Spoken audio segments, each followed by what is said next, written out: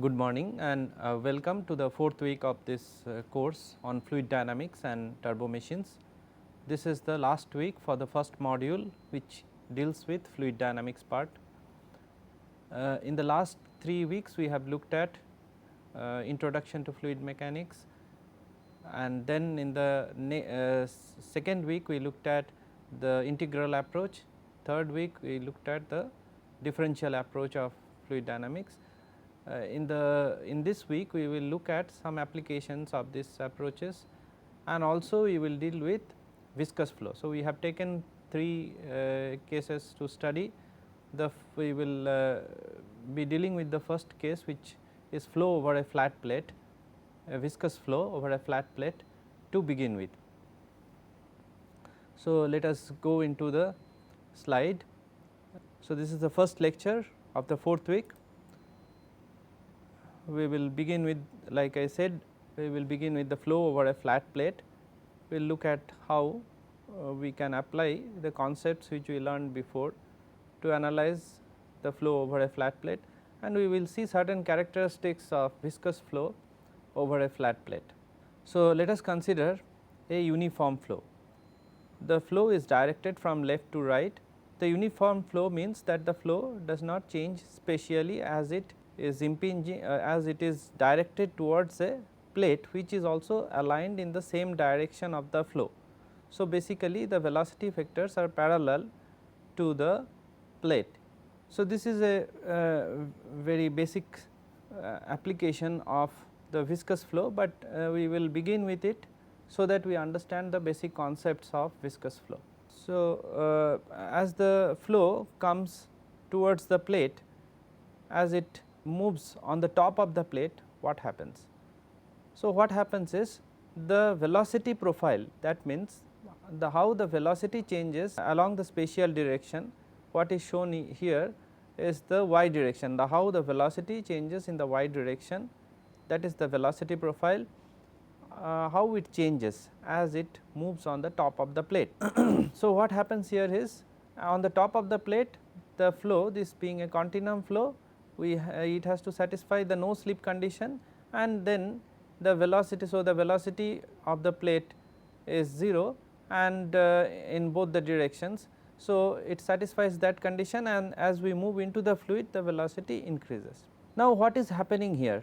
So, what is happening is, if you look at the velocity vector here, as it moves onto the plate, on top of the plate, it decelerates, its velocity reduces. That is the main thing which happens. Now, this reduction is also in velocity is also transmitted in the lateral direction of the plate, that means in the y direction. So, not only that, the fluid layer adjacent to the plate gets retarded in velocity, the fluid in direct contact with the plate becomes stationary from the continuum viewpoint, whereas the fluid next to that is not stationary, but it moves at a lesser velocity than it was moving in the uniform flow. So, there is a reduction in the flow velocity. Now, if we see this information of the presence of a plate is transmitted in the lateral direction, that means direction perpendicular to the plate, to the surface of the plate. So, as it is transmitted, so more and more fluid comes to a lesser velocity than the uniform flow, and as the flow moves on the top of the plate, more is the region which is affected by this presence of the plate.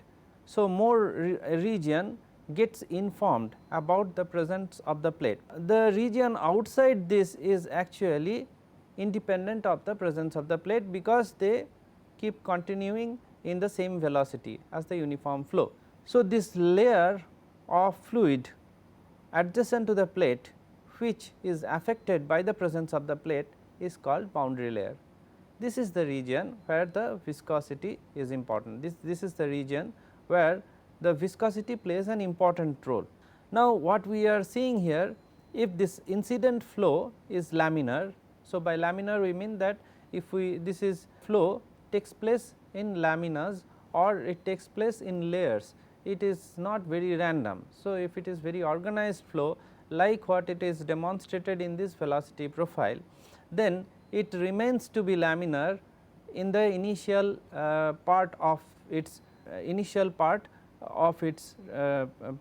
existence on the surface of the plate. So, this initial part remains laminar, that means it is very organized flow, although the velocity reduces, entire flow remains laminar, but it will not remain laminar as the flow proceeds.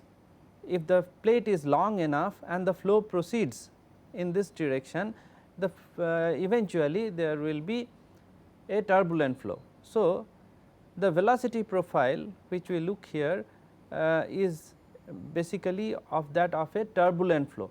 How we say that? Because if you see, there is some, although the velocity changes from the no slip to the free stream velocity condition here. So, if you see, so this is basically this dashed line actually shows the turbulent boundary layer, and this is the region which is fully turbulent. That means, if you introduce a die into this region, it will take a fluctuating path, it will take a random path, not flow in a laminar like we demonstrated in the first week of this course. So, this becomes fully turbulent, and the velocity profile here, if you see, it gradually changes to the free stream velocity in the laminar part. In the fully turbulent part, the velocity quickly changes from the no slip condition to a higher velocity close to, not equal to, close to the free stream velocity. So, this initial transition is very initial change is very fast, where it is more gradual in the case of laminar flow. This is because of certain characteristics of the turbulent flow. We will not go into the details of why it happens like that, but we make an observation that the velocity profile is characteristically different in the case of a fully turbulent flow.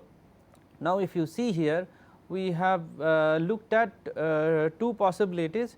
So, initially a laminar flow on top of a plate remains to be laminar with the growth of a laminar boundary layer. Later on, after travelling further on top of the plate, it becomes fully turbulent. But something happens in between this fully laminar and fully turbulent region, and that is called the transition region. So, this is basically a region where the flow is neither fully laminar nor fully turbulent. So, it is transiting from a laminar flow to a turbulent flow.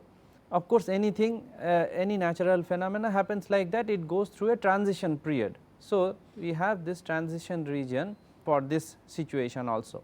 Now, more or less, if you look at the flow over a flat plate, the velocity profile and the growth of the boundary layer on top of the plate will look something like this.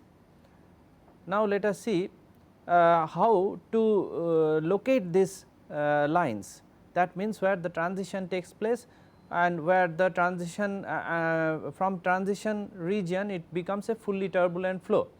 So, for that, the number which is very useful is known as the Reynolds number. We got introduced to this number previously also. Basically, this is a ratio of the inertia force and the viscous force. So, this pertains to basically fact that inertia force is something which makes the flow disturbed. That means, it makes the flow random. This is the characteristic, this is the force which tends to make the flow turbulent, whereas viscous force is more dissipative and it tries to keep the flow laminar. So, from that phenomenological description, we can say that the ratio of these two forces will characterize how whether the flow is laminar or turbulent. So, a lower value will mean a higher viscous force and a lesser inertia force. So, it will be laminar. So, that is how this region is laminar. Now, how is the Reynolds number defined in this case in the flow over a flat plate? So, it is defined something like this. It is defined if you try to do a dimensional analysis and try to find out a non-dimensional number representing this ratio of these two forces, it will come out to be rho u x divided by mu. What is x? X is basically this position where we are trying to find the Reynolds number. So, that means if you move along the surface of the plate at different position, the Reynolds number is different. This is how the Reynolds number is defined in the case of a flow over a flat plate. So, that means the Reynolds number is constantly changing as you move along the plate, and it hits a value here for which the flow will now start transiting to a turbulent flow, and in this region it hits a value where it becomes fully turbulent flow. So, the flow over a flat plate, as it moves along the plate, the Reynolds number, which is a function of the x position, changes, and the flow becomes goes through a transition and becomes fully turbulent. Now, it can be also represented as u x by nu. So, we will not very frequently use this symbol, because this might confuse us with the velocity, which is represented as v. But just to introduce this particular thing, we this nu is actually the kinematic viscosity, which is the ratio of the dynamic viscosity mu and the density. So, dynamic viscosity we already know from Newton's law of viscosity. So, for Newtonian fluid, so this ratio of mu to rho, that is the density of the fluid, is basically the kinematic viscosity. Of course, it has a different unit, which is in SI unit, it has a unit of meter square per second, whereas dynamic viscosity, as we have seen in SI system, it has a unit of Pascal second or Newton second per meter square. So, this is a useful representation in many cases, because it makes the expression for the Reynolds number more compact by combining two parameters. Now, the transition, let us now look at some numbers. The transition on this actually happens around a value of 3 to 10 to the power 5 or 5 to 10 to, so around this value. This is not very fixed value. So, around this value the transition actually takes place. So, about 300,000 or 500,000 of that, around that value the transition takes place. So, this of course depends on the whether the plate is a smooth plate or what is the degree of roughness of the plate, and so on and so forth. For a very rough plate, of course, the transition can take place even at a Reynolds number smaller than this. Now, this have given us a broad picture about how the flow over a flat plate takes place and how the boundary layer grows on the top of the flat plate. So, essentially, as we see here, that the velocity as it enters in this region, it decelerates, and gradually as it moves on the plate, it grows from laminar to a fully turbulent flow, when the flow which is coming in is a laminar flow. Now, let us look at what is this boundary layer thickness. So, basically we see that certain region within the fluid is disturbed or informed about the presence of the plate. So, can we actually estimate this thickness which is through which the effect of the plate is felt, or the thickness within which the viscous forces are dominant. So, can we make an estimate of this particular thickness? The important thing to notice there is that the velocity reaches the free stream velocity asymptotically.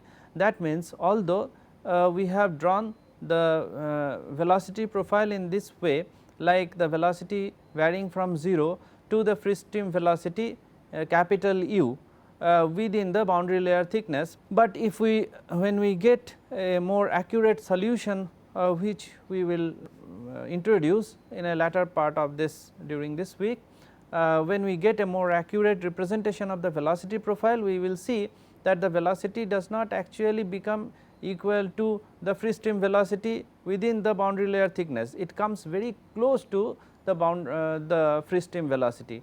It reaches the free stream velocity at a very large distance from the plate. So, it becomes almost asymptotic, that means it takes it to, you have to travel through a distance of infinitely long distance to reach the free stream velocity. But of course, this within the laminar thickness, the boundary layer, the flow comes to very close to the free stream velocity. So, for example, that is why we because of this factor, we need to clearly define what is the, what do we mean by boundary layer thickness. So, the first thing which we have already introduced here, but we do it more specifically again, is known as the, this thing is known as the disturbance thickness. That means the region within the fluid which is basically disturbed by the presence of the plate. So, this disturbance thickness is the thickness within which the flow starting from a 0 velocity on the top of the plate reaches to 99% of the free stream velocity, or 0.99 times of the free stream velocity. So, this is basically the disturbance thickness, but not to connect more or to relate more phenomenologically to the thickness of the boundary layer, we can bring in more conceptual definitions of the boundary layer thickness. So, the next one which we will define in case of the boundary layer thickness is called a displacement thickness. Now, what is a displacement thickness? Like we said that the disturbance thickness actually relates to how the velocity varies in the boundary layer. The displacement thickness is connected more phenomenologically. How is it connected? So, let us say we consider the same plate with the and the flow approaching the plate, the leading edge of the plate, and there is a growth of the boundary layer.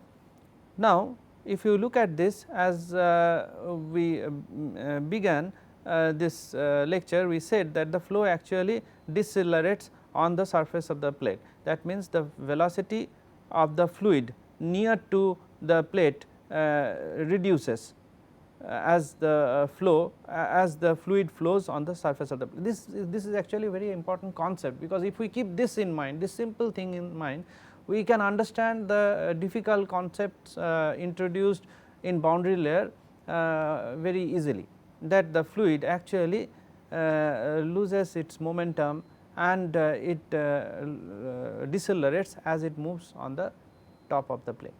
So, let us see how we can find this displacement thickness. Now, if this is a situation, you can actually create an equivalent situation. So, what we can do, we can draw a horizontal line which is aligned with the top surface of the plate, another line which is aligned with the edge of the boundary layer. So, what is the edge of the boundary layer? The edge of the boundary layer as defined by the disturbance thickness. So, as defined by this the velocity reaching the 99% of the free stream velocity. So, after defining this, now what we can do, we can think of this as a equivalent situation. That means, let us say the plate has not changed the velocity profile, it has kept the uniform flow as uniform flow. That means, the flow velocity while it is approaching the leading edge of the plate was capital U, now also it is capital U everywhere, that is the flow velocity in the x direction, it is capital U everywhere, but actually the flow has decelerated. So, if you see when if you let us say consider the streamlines between the surface of the plate and the streamline which passes through this edge of the boundary layer, you see, okay, we will go to that little later. So, if you see that, then between these two, of course, it is difficult to draw such a streamline. So, we will come to that later. So, if you see this surface of the plate and the edge of the boundary layer, and we consider the same region here, we will see that while the flow was approaching the plate, there was free stream velocity everywhere, there was free stream velocity everywhere throughout this length delta, there was free stream velocity. Now, you have reduced velocity near to the plate and it gradually becomes delta. So, basically it says that the flow rate has reduced. So, this reduction in flow rate can also be visualized as the plate moving, the plate displaced a little bit by a distance delta star, which is basically a displacement thickness. So, after you remove this, then the flow rate here, the volume flow rate here is same as the flow rate in this case. So, now we can also define this delta star from the mass flow loss due to the presence of the boundary layer. Like within this thickness delta, there is a loss in the mass flow. So, what is that loss? So, that loss can be defined from this. So, whatever was flowing through this region, if we consider the incident profile, this region at there was flow with the velocity, uniform flow velocity u, and that is not present here. Now, this flow is absent. So, that is basically the loss. What is present is this region only. So, now you can define this loss as rho u into delta star. Of course, here we have assumed that the thickness the width of the plate perpendicular to the slide is unity. Okay. So, basically you can read it as rho u delta star multiplied by 1. So, per unit width perpendicular to the this slide. So, for that we can say this is basically the mass flow loss rho u delta star. While it was incident, what was the flow rate? The flow rate was rho capital U into delta. Now, this is a loss, only this part is allowed, this is equal to this mass flow rate. We can represent this further as, see whatever was incident, let us see, suppose the plate, see this velocity profile we have changed here. So, just to emphasize, suppose this plate was present and there was, it did not change, there was a slip condition on the top of the plate, that means it did not change the uniform flow. If such was the case, then the velocity profile would have remained like this, uniform flow throughout the distance delta. So, then the flow rate in absence of the plate or presence of the plate, but it did not influence the flow, under that condition the flow rate would have been 0 to delta integration of rho u dy integrated between 0 to delta. So, basically this would have been the flow rate again for the unit width of the plate. So, this is the but actually it is this profile. So, this loss can be defined as what would have been without the plate and what is it with the plate, that is the difference between that should give me the loss, the mass flow loss. So, we can subtract this and we can actually define, more specifically define this displacement thickness. This being a incompressible flow, rho definitely cancels out from both sides and we get this definition of the displacement thickness. Now, there is another way of actually looking at this displacement thickness and which is very useful. So, what is that? So, now what we see is we can actually consider a streamline here. So, this is what I started explaining, but now let us get into that because before it was making this explanation would have been a little difficult. So, now what we see is, suppose you have a streamline on the surface of the plate and you consider this streamline here. See, this streamline cannot pass along this dashed line. Why is that? Because see, between two streamlines the flow rate has to remain constant between two streamlines, because why is that? Because perpendicular to the streamline there is no flow. So, perpendicular to the streamline if there is no flow, so then between the two streamline you should have the same flow rate, that means here and here you should have same flow rate. But flow rate has definitely reduced. If you draw a streamline parallel to the plate, the flow rate has definitely reduced at this section. So, how can I explain the situation? Definitely the streamline would have been displaced. So, you can visualize the displacement thickness as the displacement in the outer streamline. So, basically the streamline just outside the boundary layer, how much it is displaced, that will also explain what is a displacement thickness. And this happens because the flow decelerates on the, see, this all happens because the flow decelerates as it moves on the top of the plate. But this is a more phenomenological description than the disturbance thickness. There is another way of defining the thickness of the boundary layer, which is again phenomenological, but it is related to a little, it is related to some other concept. What is that? See, it is not that there is a mass flow loss when the fluid moves on top of a plate, there is a momentum loss. So, you can consider that momentum loss. If you consider that, considering that, you can define a thickness which is called the momentum thickness. Now, let us look at how we can define the momentum thickness. So, this is the situation now, this is the plate, the same thing, same condition, capital U is the free stream velocity and this is the boundary layer and the velocity profile within the boundary layer.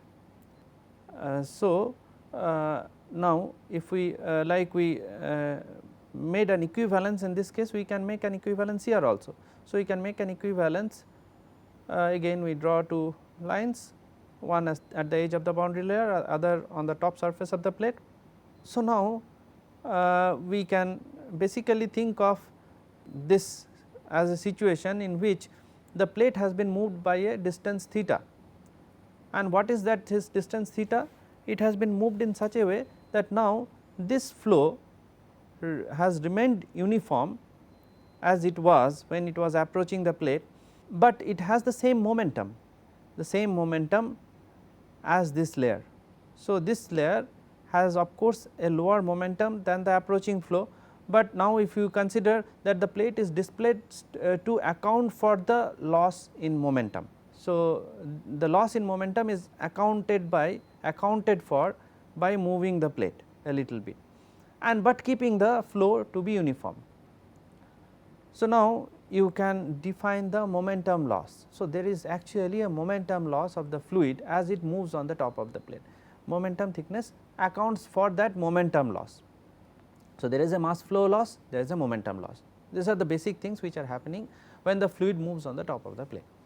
So, now how to find the magnitude of this momentum loss. So, momentum loss in the boundary layer, we can again define it as the momentum of the fluid which is moving through this region, or which in the approaching flow or the incident flow. So, that will be density multiplied by u into u, that is the free stream velocity, multiplied by the displacement thickness theta, rho u theta. Again this can be defined like we did here in the case of mass flow. In the case of displacement thickness, this can be defined as momentum of the same flow without the plate. That means what would have been the momentum without the plate, and same flow means now this momentum loss should only account for the momentum loss and not for the mass flow loss. We will see that very soon.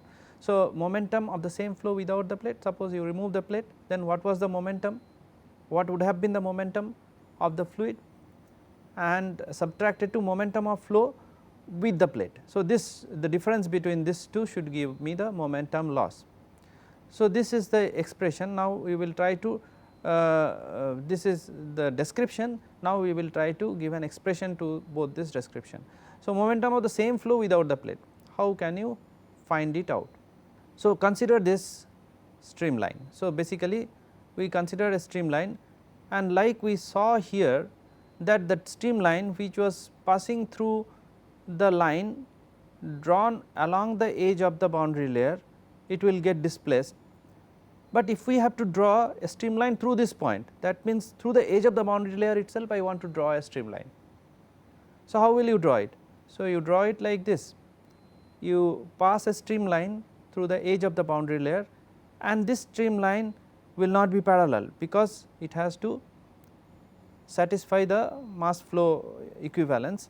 So, it has to be bent like this. So, like the streamline, the outer streamline has bent like this, the streamline passing through the edge of the boundary layer also should bend.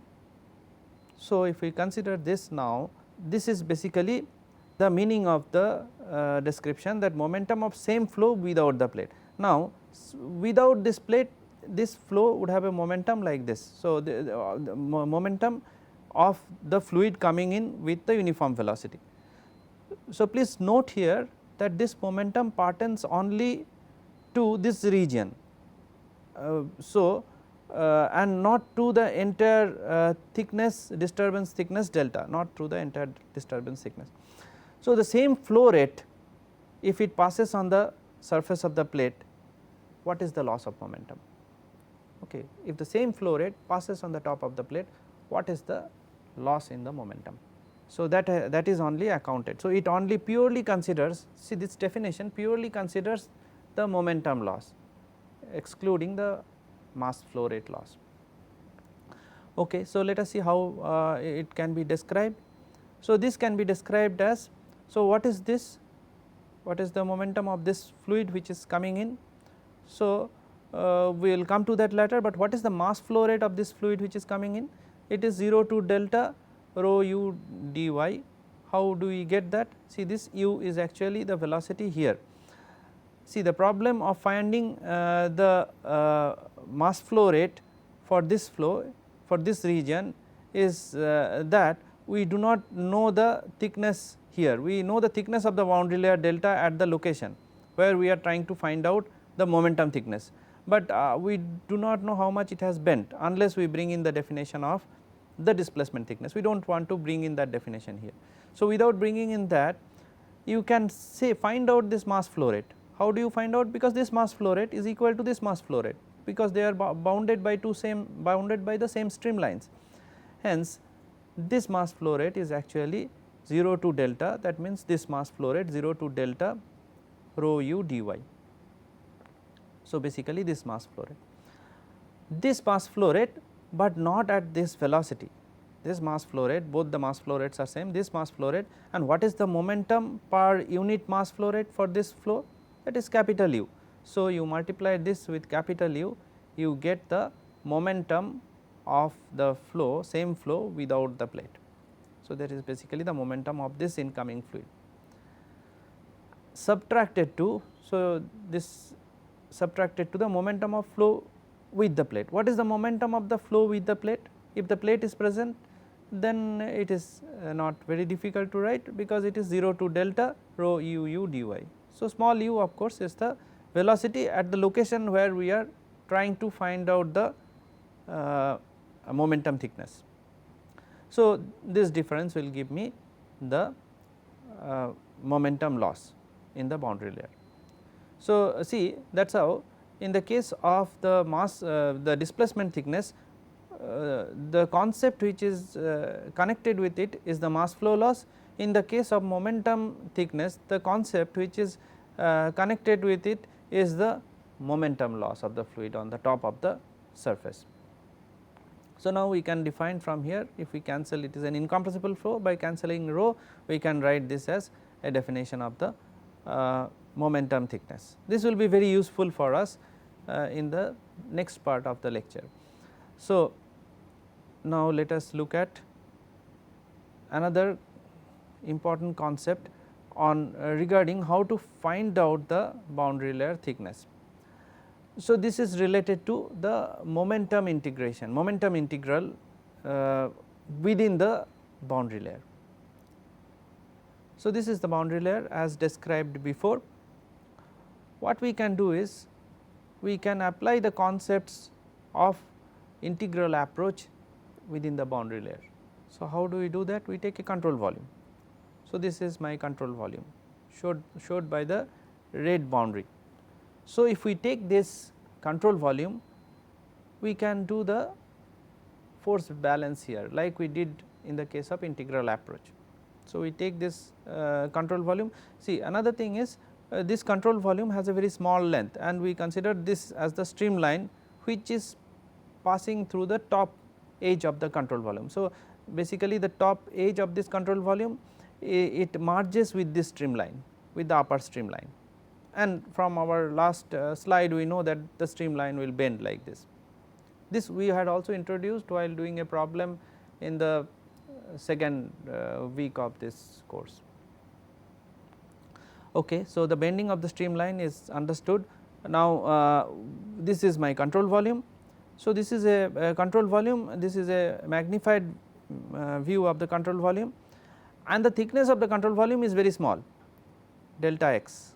So this is very small, we have just magnified it so that we can clearly write the terms appearing here. The thickness of the boundary layer at one end of the control volume is delta, as it is shown here, and on the other end it is delta plus delta delta. Okay. So this is basically a small increase in the thickness of the control volume. So we realize that this thickness actually changes as we move along the control volume, the disturbance thickness. This is delta is the disturbance thickness. Whenever we use delta, it will mean it is a disturbance thickness. Delta star is a the displacement thickness, and theta will mean momentum thickness. So we will keep these terminologies in our mind while going through this chapter. So this is disturbance thickness, and all these thicknesses like the momentum thickness and the displacement thickness, like the disturbance thickness, vary along the length of the plate. So at different position of the plate, the disturbance thickness is different naturally, as we can see through this figure. The displacement thickness will also be different, and the momentum thickness will also be different. So we draw this control volume and try to apply the integral, the Reynolds transport theorem, basically the integral approach of dealing with momentum conservation. So we take out the control volume here and see what is flowing into the control volume. Basically the Reynolds transport theorem tells us that the net force along x, so say this is the x direction along x on this control volume is net rate of momentum exiting the control volume, of course along the x direction. So the net force, that is basically sigma fx.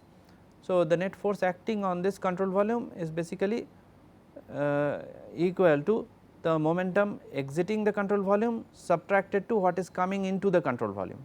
So let us see what is the momentum which is coming going out and coming into the control volume, and what are the forces acting on this control volume.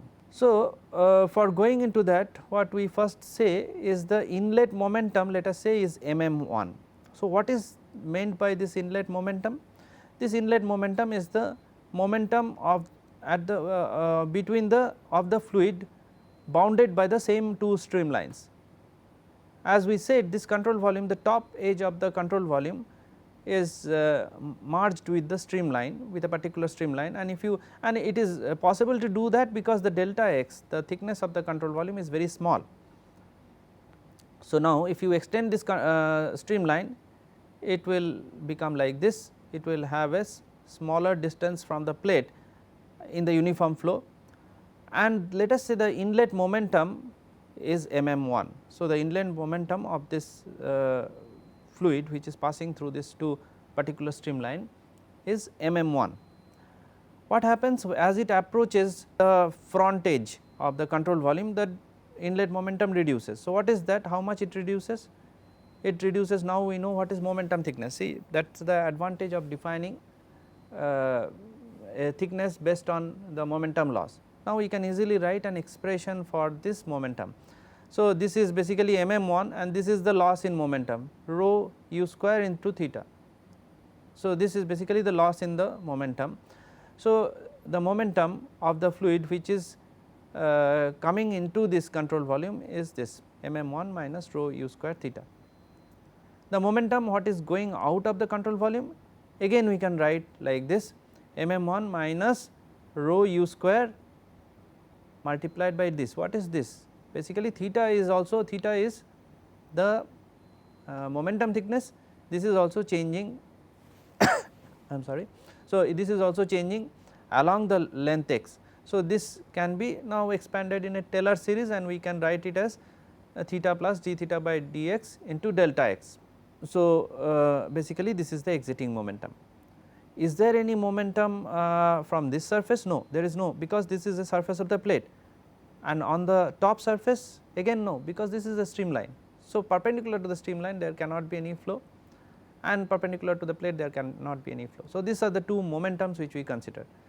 So, if we subtract this from this, we get the net rate of momentum exiting along x direction. Now, what are the forces? The first force to consider would be the shear stress on the plate. See, the plate is actually applying a shear stress, which will be wall shear stress. Tau w is basically, we will keep using this during this chapter. Tau w is basically wall stress coming from the wall. So, in this case on the surface of the plate, multiplied by delta x. So, shear stress into area, of course again we have taken unit length. So, this multiplied by 1 actually. So, delta unit length perpendicular to the slide. So, that is unit width, not unit length, actually unit width of the plate. So, length we say in x direction, width we say perpendicular to the slide.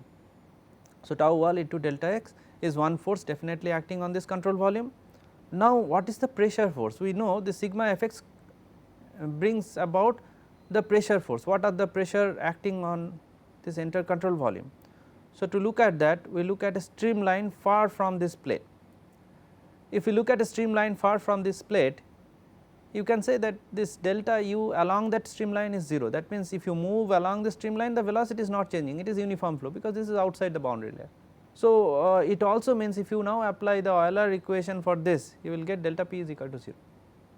Okay, there is no change in height of this, or if you can neglect gravity also, even if you include gravity. So, if it is parallel to the horizontal, it is, if it is almost horizontal, then we can say delta p is also 0. So, delta u is 0, delta p is 0.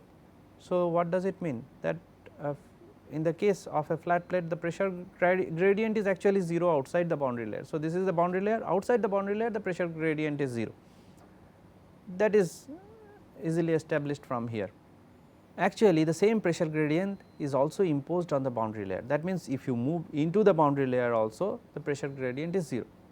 So, we just accept it for the time being. We will actually prove this, that the pressure gradient within the boundary layer for a flat plate is actually 0.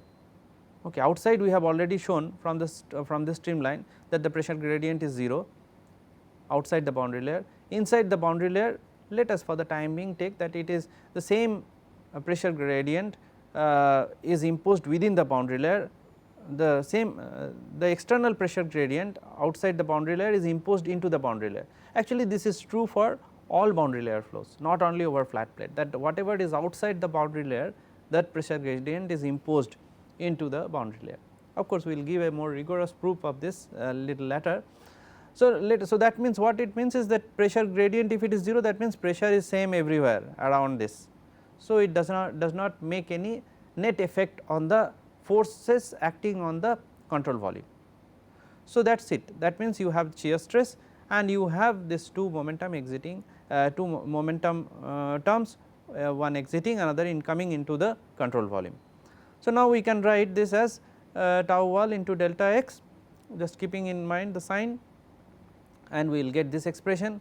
So, this mm1 will cancel out, of course, from both these terms, and what we will be left out with is basically this term mm1 and rho u square theta, both will cancel out actually from both these terms, and what we are left out with is the wall shear stress is equal to rho u square d theta by dx. This is actually called momentum integral theorem, which is a very important theorem in boundary layer analysis, and we will see how powerful this theorem is. This can be actually extended to the case where the pressure gradient outside the boundary layer is non-zero. So, there is a non-zero pressure gradient outside the boundary layer, but we are not doing it in that kind of a general for such a general case, we are just doing it for the flat plate. So, the wall shear stress is related to the gradient of the momentum thickness. This is understandable because the shear stress actually arises because there is a momentum loss. This we have seen while solving a problem in the second chapter. And so, how the momentum thickness changes along the x direction will definitely influence the shear stress. So, this is how this expression is derived, or this is the description, the physical description of this expression. So, now let us say see, we cannot proceed further with this unless we assume some profile of the velocity, because this profile is still unknown. Let us say we assume a quadratic profile. Okay. So, if we do that, then we can find an expression for theta. Theta is dependent on the velocity, small u by capital U. We saw in the last slide that it is defined by the velocity profile. Basically, let us say we assume this kind of a profile, and we know that this will actually represent the boundary layer. We have seen in the first chapter that this satisfy this kind of a velocity profile, satisfy the no slip condition on the top of the plate, the free stream velocity at the other edge of the boundary layer, and the zero gradient condition again at the edge of the boundary layer, because there is no shear stress transmitted from the boundary layer to outside the boundary layer. Why is that? Because if it is transmitted, then the velocity is adjacent to the edge of the boundary layer will also change, because the shear stress is the mechanism through which the velocity gets reduced or the flow decelerates. Fine. So, this is basically our velocity profile. Now, if we use that in the definition of the theta is basically our momentum thickness. So, if we use that, we can actually integrate this expression now, and if we do that, we get this as 2 by 15 delta for a quadratic profile. We can plug this in here. Before doing that, we can also write this see the wall shear stress just from Newton's law of viscosity, that this is mu into du by dy at y is equal to 0. So, if we do that, then and we know the velocity profile, we get a expression like this, twice mu u by delta. So, with the assumed quadratic profile, this will be the wall shear stress. With the assumed quadratic profile, this will be the momentum thickness. Now, we can plug in this theta into here and see what happens. So, now once we write theta in terms of delta, this is d delta by dx 2 by 15 and rho u square twice mu u by delta. This expression can now be integrated, because we can take in delta from here and write this as 2 d delta square, and if we rearrange the terms here, so we can take dx here, this becomes 30 nu dx by u. So, integrate this, you get this expression, that nu square is basically 30 nu x by u plus a constant. Constant can be easily obtained, because we know that at x is equal to 0, the delta is 0, right. So, delta square is also 0, because the boundary layer thickness, the disturbance thickness is 0 at x is equal to 0. So, that means the constant is also 0, and okay. So, we apply this condition at x is equal to 0, delta is 0. So, del square is basically this. So, now we can rewrite this expression as delta by x is equal to square root of 13 nu by ux. What is ux by nu? So, now you see we have made use of kinematic viscosity, that is mu by rho here, and this because right here we have done that, we have written mu by rho from here as nu. So, now ux by nu, okay, what is that? That is basically Reynolds number, what we defined before. So, delta by x is equal to 5.48 square root of that square root of 30 divided by square root of Reynolds number. Now, see, we have used a suffix x here just to emphasize the fact that this Reynolds number is dependent on the station where, or the location, x location of that particular point. So, that is how our boundary layer thickness is also related to x. In fact, you can see another important thing here, that if you see how if you want to draw this curve, you can easily draw, if you have, of course, with a assumed velocity profile which is quadratic and which is not very inaccurate, we will come to that. So, we can see that delta versus x, how does it vary? It is delta square varying as x, proportional to x. So, this is basically the variation of the, this is the actual curve. So, this is the actual curve which represents the boundary layer.